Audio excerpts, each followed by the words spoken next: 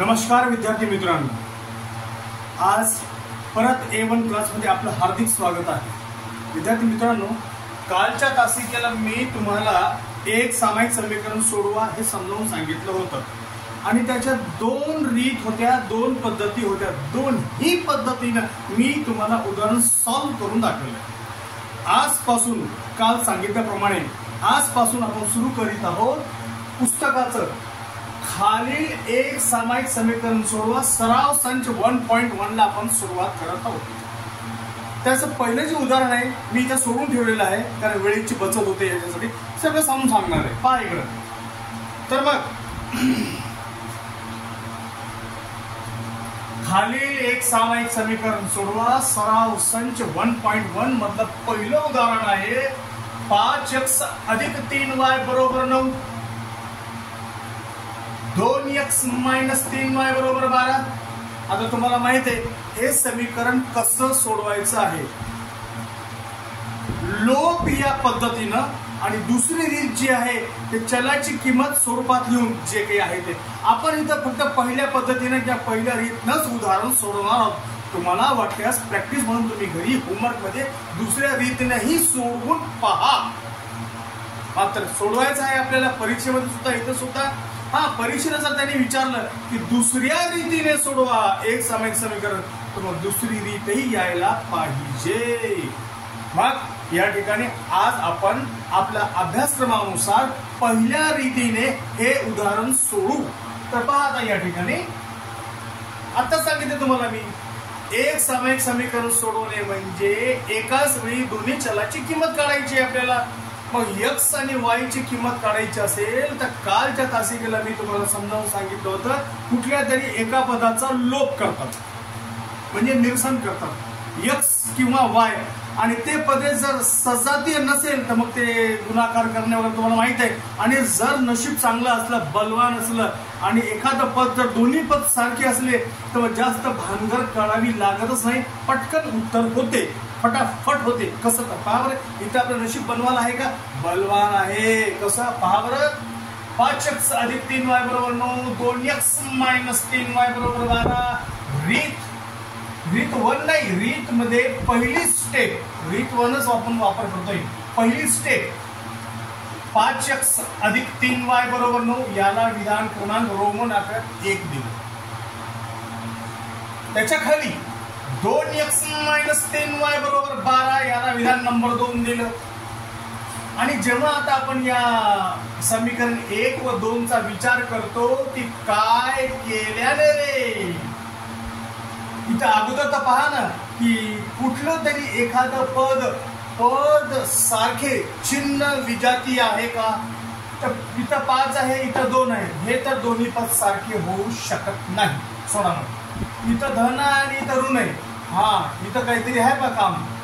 इथं पण 3, इथं पण 3, हे y हे तर संख्या आहे। याचा अर्थ असा झाला प्लस 3y आणि मायनस 3y सजातीय पद करण्याची गरजच नाही, ते स्वतः ऑलरेडी सजातीय आहे। मग सजातीय असल्याने काय होईल? मग पद सजातीय आहे, चिन्ह विजातीय आहे। मग काय केल्याने रे हे 3y आणि 3y कटेल? तिथे लिहिलं का समीकरण 1 व 2 ची बेरीज करून कोणी म्हणेल सर कट करेल तर वजाबाकी करा की हो, जर वजाबाकीचं चिन्ह इथं लिहिलं तर मग हे सगळे चिन्ह बदलतात। हे प्लसचं मायनस होते, हे मायनसचं प्लस होते, हे प्लसचं मायनस होते, चिन्ह बदलल्यावर मग 3 आणि 3 6y बेरीज होते की। मग वजाबाकी नाही करायची, चिन्ह आपल्याला साथ देत आहे। समीकरण 1 व 2 ची बेरीज करून 5x अधिक 3y बरोबर 9, 2x वजा 3y बरोबर 12। तर समजलं आपल्याला 3y धन ऋण यांची वजाबाकी झाली, शून्य झाली, शून्य लिहिण्याची गरज नाही, ते आपोआप मायनस झाले। 5 आणि 2 7x। पहा किती सोपं आहे।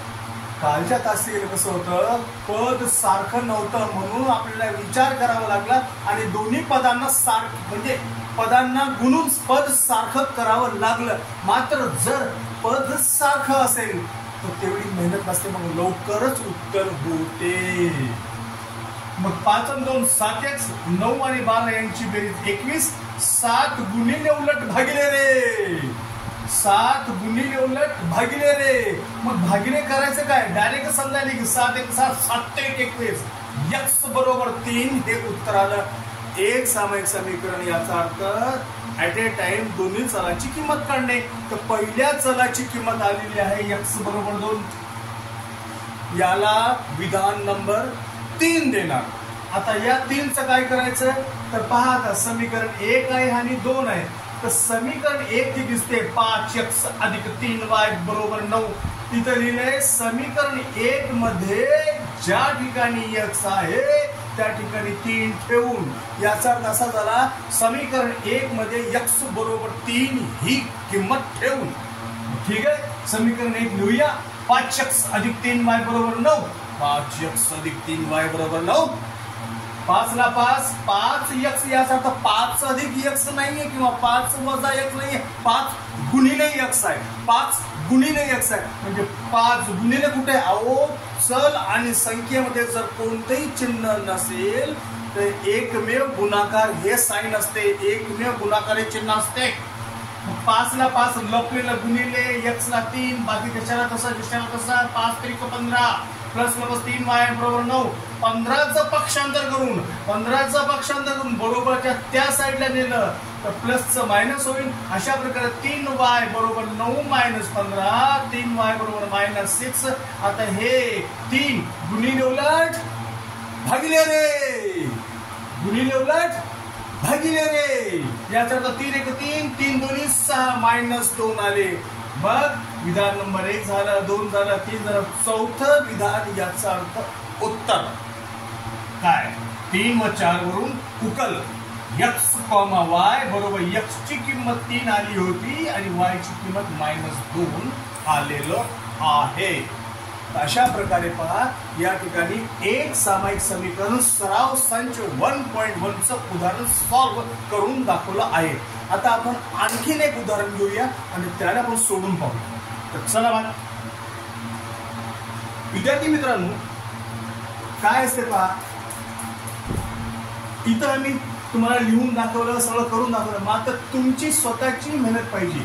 असं नाहीये की आपण व्हिडिओ बघितलं, 2-4 वेळेस व्हिडिओ बघितलं त्याला झालं पाठ नाही. त्याला एकदा आपल्या हाताकडून जाऊ द्या, चांगल्या पेनेनं चांगल्या पेजवर चांगलं लिहून काढा.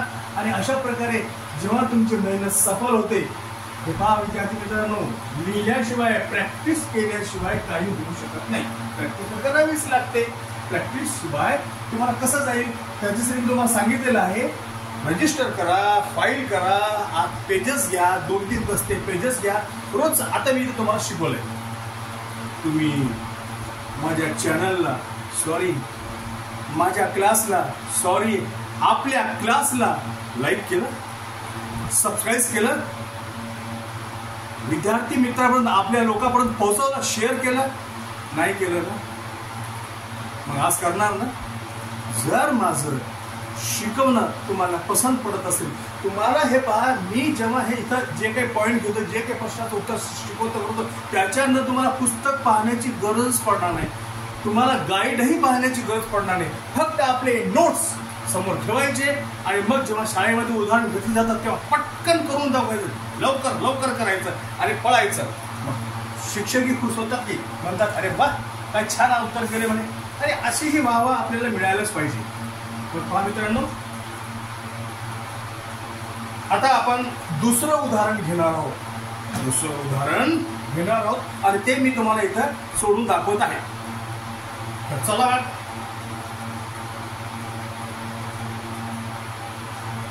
Second question 3a. आता चल बदल, नेहमी x y येते असं नाही, काही solution 3a plus 5th b. प्रश्न घेत असताना जर टक लावून पाहायचं, पद जर सारखं आलं की समजायचं, जास्त काम नाही त्याला.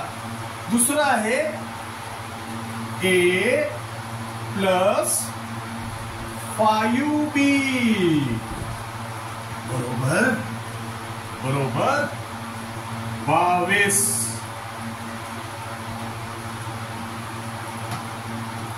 चला आता मग याला आपण सोडूया. उत्तर म्हणा, रीत म्हणा, सोल्युशन म्हणा, काही म्हणा. पहिलं विधान जे आहे, विधान जशाला तसं लिहा आणि त्यांना त्यांची नावं द्या. रोमन 1 नंबर 2 नंबर, नंतर विचार करा काय करायचं. 3a + 5b = 26. याला रोमन आकड्यात 1 म्हणायचं. खाली a + 5b = 22 is a number 2. आणि आता रेग ओढून बघायचं काय करावं. आता पदे सारखी आहेत का हे आपल्याला अगोदर पाहावं लागणार आहे. पद सारखे आहेत का हे आपल्याला अगोदर पाहावे लागणार आहेत. तर पहा या ठिकाणी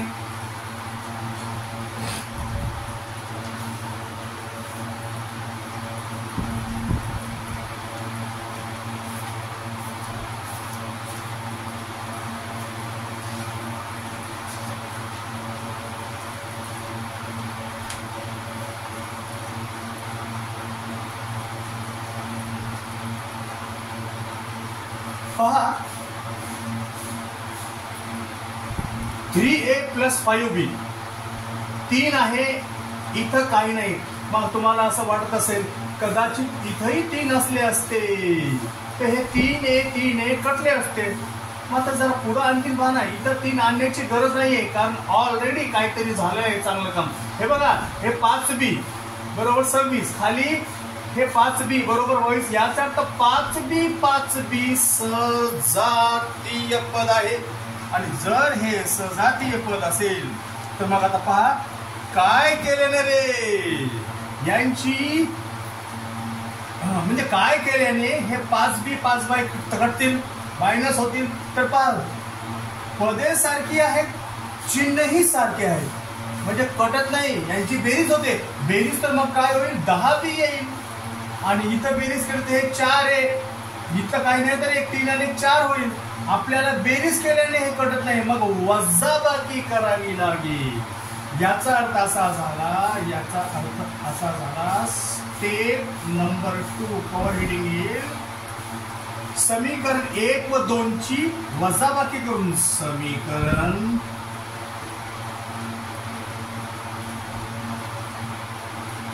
1 व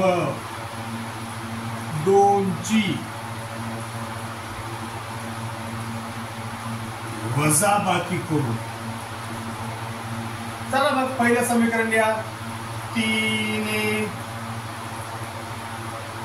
+ 5b बरोबर 26.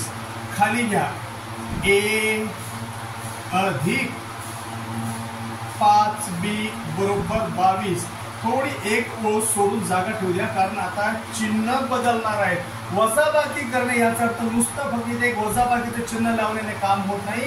वजाबाकी करणे याचा अर्थ इथं लपलेलं छुपा रुस्तुम ज्याला म्हणतात प्लसचं चिन्ह आहे, म्हणजे सगळे चिन्ह बदलतात असं आहे ते.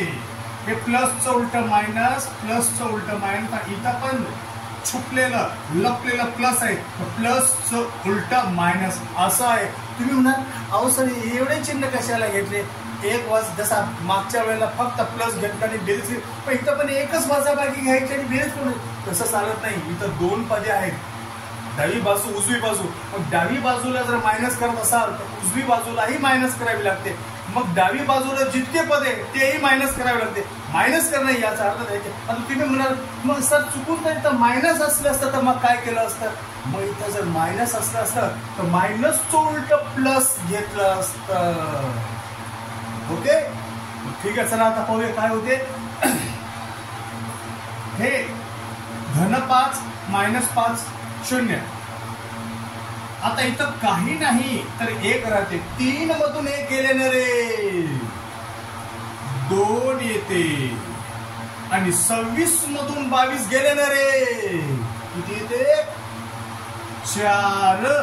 मग आता a बरोबर आता हे तर गुणिले आहे, गुणिले उलट भागिले, बे दोन्ही 4, याचा अर्थ आपण या ठिकाणी डायरेक्टच करू शकतो, बे एक बे बे दोन्ही 4. हे आलेलं आहे उत्तर. म्हणजे ए ची किंमत. आता आपल्याला याला नाव द्यायचं आहे विधान जरूर पडते, आवश्यकता पडते 3. आता तिसरं विधान घ्यायचं.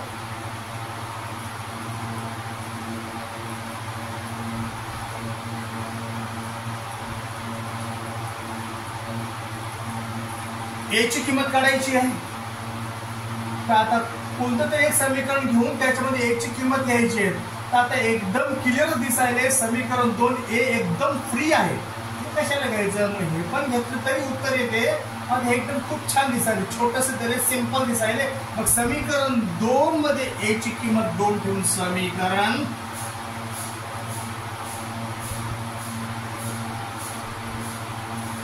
समीकरण 2 मध्ये ए ची किंमत 2 ठेवून 2 लिहायचं. ए प्लस 5b बरोबर 22. ए ची किंमत आहे 2 अधिक 5b बरोबर 22. 5b बरोबर 22 ला 22 2चं पक्षांतर होऊन -2 होते पक्षांतराने. 5b 22 मधून 2 गेल्याने 20 येते. बस मग काय आता 5चा पाडा वाचा, 5 1 5, 5 2 6, 5 3 15, 5 गुणिले उलट भागिले. याचा अर्थ असा झाला 5 1 5, 5 20.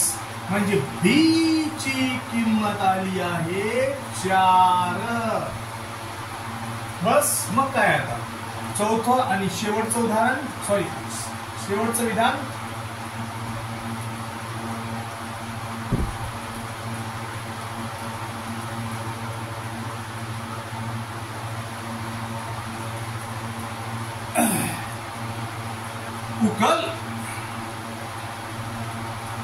उकल बरोबर ए कॉमा बी, ए कॉमा बी आणि बरोबर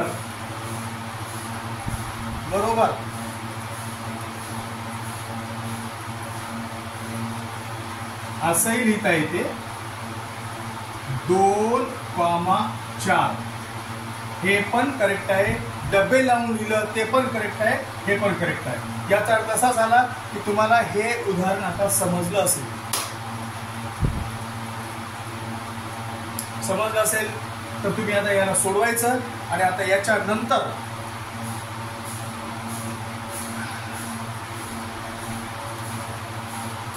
एक उदाहरण आणखीन घेऊया.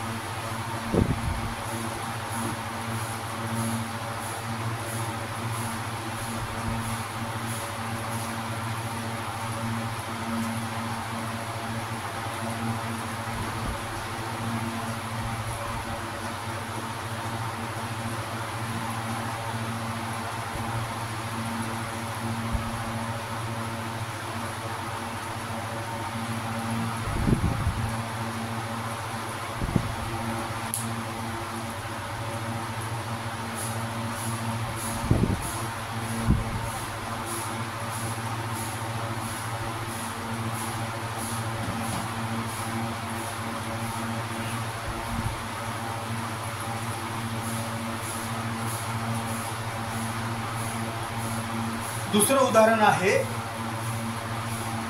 x अधिक 7y, x अधिक 7y बरोबर 10. थर्ड, x अधिक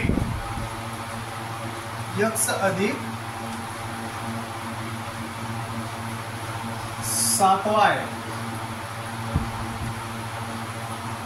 बरोबर 10, कॉमा दुसरा समीकरण 3x मायनस 2y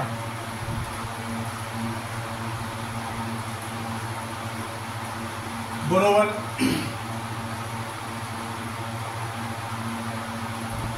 7.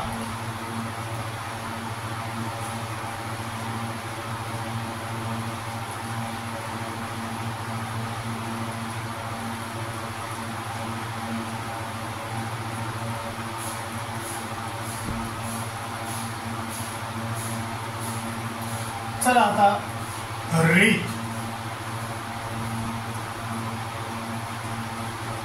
पहिलं विधान जशाला कसं लिहू त्याचं नाव number 1, number 2 x plus 7y बरोबर 10.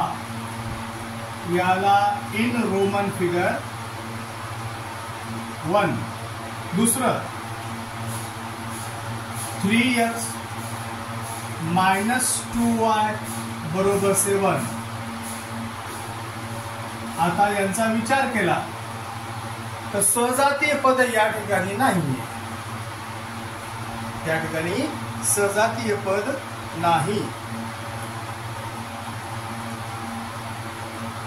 इथं पाहिलं तर काहीच नाही, म्हणजे 1 आहे. या ठिकाणी 3 आहे, इथं तर 7 आणि इथं तर 2 आहे. हे तर सोडूनच द्या. फक्त आता x चा विचार करूया आपण. काय केल्यानं रे?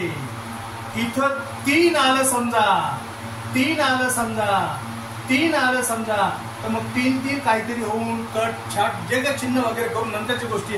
पण इथं 3 येण्यासाठी म्हणजे समीकरण 1 ला दोन्ही बाजूंना 3 ने गुणून म्हणजे 3 1 3, 3 7 21, 3 10 21 याचा अर्थ कव्हर हेडिंग अशी येईल.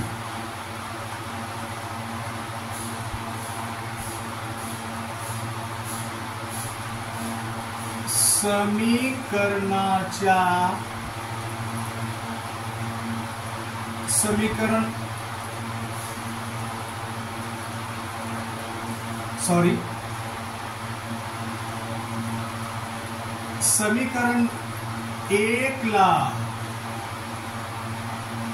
दोन्ही बाजूंना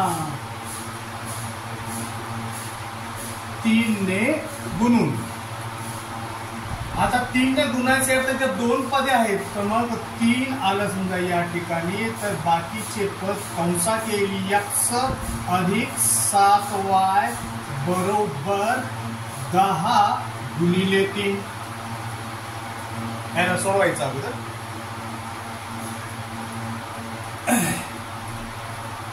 थ्री इंटू एक्स 3x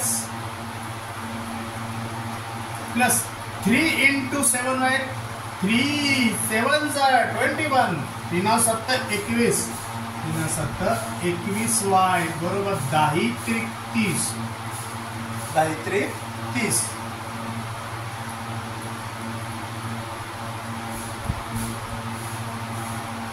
बस मग काय आता विधान नंबर 3 येईल. पाहायचं आता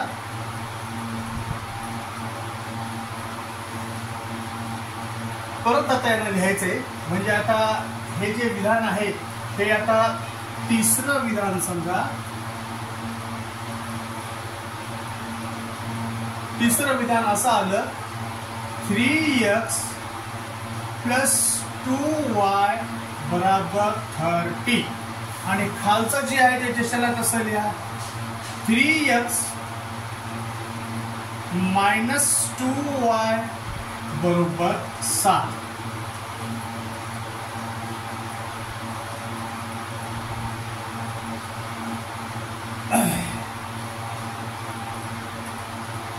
सॉरी इथं 21 आहे. 21 3x अधिक 2y बरोबर 30 आणि त्याच्यानंतर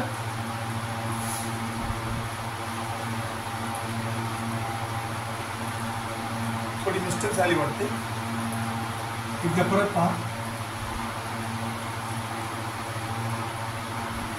हे जे आहे 3x प्लस 20y बरोबर 30 आणि आता हे जे आहे दुसरा समीकरण ते याच्या खाली येईल. 3x वजा 2y बरोबर 7. आता पहा रेघ ओढली. आता काय केल्याने 3x कट होईल. इथं पहा बेरीज केली तर 3 आणि 3 6 होईल. नाही आपल्याला 3x चा लोप करायचा आहे आणि लोप करायचा असेल तर मागच्या उदाहरणाप्रमाणे हे धनाचं इथं हे धन आहे, धनाचं इथं मायनस होईल, मायनसचं उलटा प्लस होईल आणि इथं पण प्लसचं उलटा मायनस होईल. याचा अर्थ असा झाला समीकरण 3 व 2 ची बेरीज करून म्हणजे वजाबाकी करून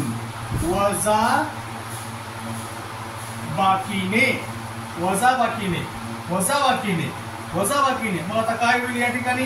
हे पहा 3x कटले. आता इथं 21y हे मायनस होते आता प्लस झालेले आहेत.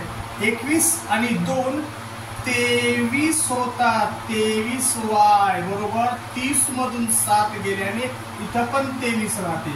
आणि आता पहा 23 हे पहा 23 गुणिले उलट भागिले. याचा अर्थ असा झाला या ठिकाणी 23 एक हा y ची किंमत 1 आलेली आहे. आपण याला नाव देऊया नंबर 4. आता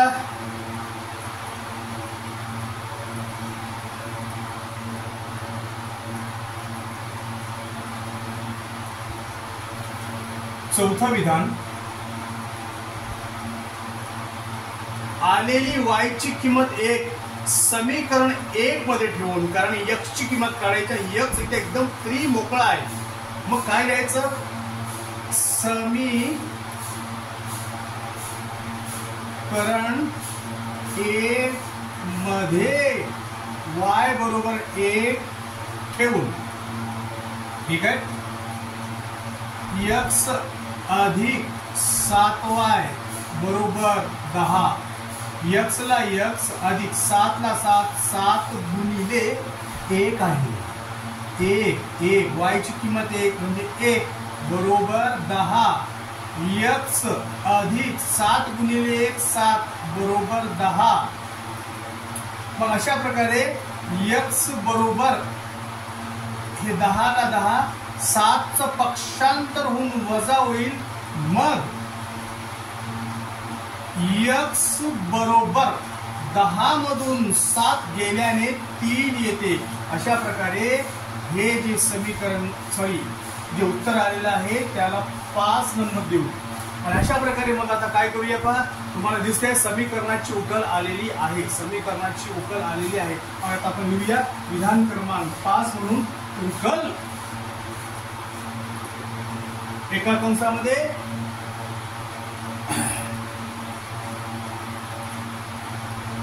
x आणि y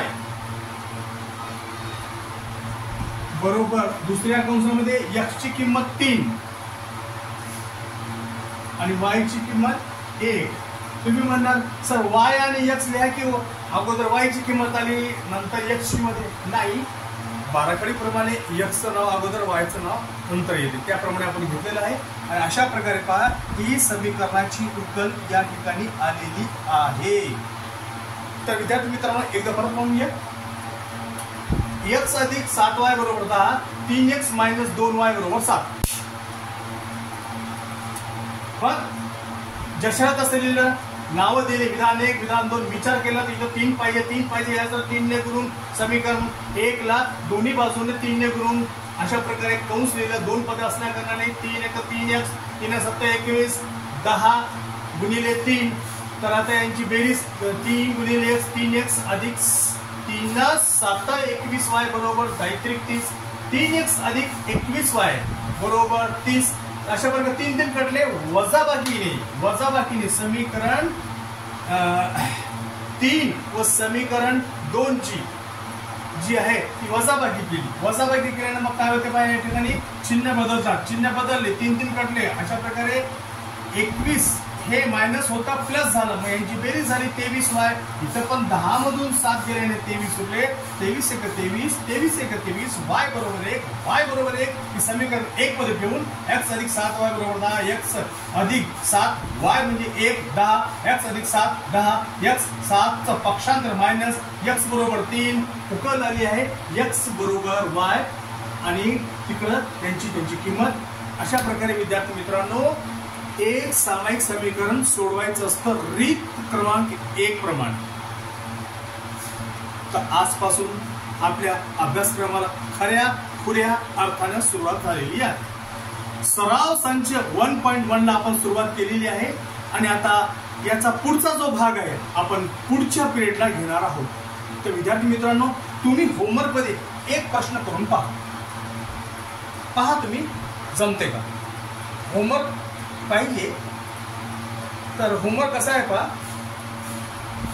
2x मायनस 3y बरोबर 9 HW 2x मायनस 3y बरोबर 9. दुसरा आहे 2x अधिक y 2x अधिक y बरोबर 13. समजून घ्या हे जे प्रश्न सध्याला चालू आहेत ते प्रश्न पहिल्यामध्ये 2 गुणासाठी आहेत. ही प्रश्नपत्रिकेची संरचना माहिती ते मी सगळं नंतर सांगणार आहे. सध्याला आपण अभ्यासक्रमाला सुरुवात केलेली आहे, बाकीच्या सगळ्या गोष्टी नंतर. आता या प्रश्नाला जर तुम्ही पाहिलं तर तुम्ही मला सांगू देणार सर सर सर सर म्हणणार. जर वर्ग असला असताना सर आम्ही करता म्हणायचं. कारण काय तुम्हाला सर्वांना कळाले इथं ऑटोमॅटिकली 2x सजातीय पद आहे. मग काय केलेलं रे सांगण्याची गरज नाही, हे तुम्ही करणार. तर विद्यार्थी मित्रांनो आजचा क्लास संपलेला आहे. आज आपण सांगितल्याप्रमाणे 1.1 ची सुरुवात केलेली आहे आणि त्याचे काही उदाहरणे घेतलेली आहेत. आता याच्यामध्येच 3 मार्क 4 मार्कासाठी उदाहरणं येत असतात. त्याच्यामध्ये एक आहे बा मोठा प्रश्न ज्याला डबल नंबर फिगर म्हणतात. आता तुम्ही म्हणणार हे डबल नंबर फिगर काय, ते जरा सस्पेन्स ठेवा की हे जे 1.1 चा दुसरा प्रश्न आपण जेव्हा सोडवायला सुरुवात करत आहोत सोडूया त्याच्यामध्ये डबल नंबर फिगरचा प्रश्न येईल, तेही आपण सोडवणार आहोत. 1.1 ला आजपासून सुरुवात झालेली आहे. उद्याला याचा राहिलेला भाग घेणार आहे. होमवर्क मध्ये तुम्हाला एक प्रश्न दिलेला आहे. जसं तुम्ही फाईल तयार करता ना त्या फाईल मध्ये हे माझे सगळे उदाहरण तुम्ही सोडून लिहिता ना, लिहिल्यानंतर जे होमवर्क दिलेलं आहे ते पण तुम्ही इथं त्याला सोडवायला पाहिजे. आणि हे पहा विद्यार्थी आता मला कसं कळलं की तुम्ही होमवर्क सोडवलं आहे की नाही, तर त्याच्यासाठी काय करायला पाहिजे माहिती आहे का. माझ्या चॅनलला परत चॅनल माझ्या नाही आपल्या क्लासला लाईक करा, सबस्क्राईब करा आणि शेअर करा. आणि कॉमेंट मध्ये तुम्ही काय करू शकता माहिती आहे का, तुम्ही हे उदाहरण सोडवायचं आणि त्याचा फोटो काढायचा आणि स्क्रीनशॉट कॉमेंट मध्ये टाकून द्यायचं. म्हणजे तुमचं नाव येते आणि त्याच्या खाली तुम्ही उदाहरण सोडवले ते आम्हाला पाहता येते. आणि ते पाहिल्यानंतर आम्ही रिप्लाय देतो. काय देतो, बेस्ट म्हणतो, गुड म्हणतो. काय ते आमच्याकडून तुम्हाला हे गुड बेस्ट काहीतरी शुभेच्छा असेल ते आम्ही तुम्हाला देऊया. अशा प्रकारे तुम्ही काय करा, जे होमवर्क तुम्हाला दिलं ते तुम्ही सोडवायचं, त्याचा फोटो काढायचा आणि आपल्या मोबाईलमध्ये कॉमेंटमध्ये ते टाकून द्यायचं. त्याचा रिप्लाय मी तुम्हाला देतो. तर मित्रांनो आजचा क्लास संपलेला आहे. परत उद्याला भेटूया अशाच मजेशीर क्लासमध्ये. तर गुड बाय.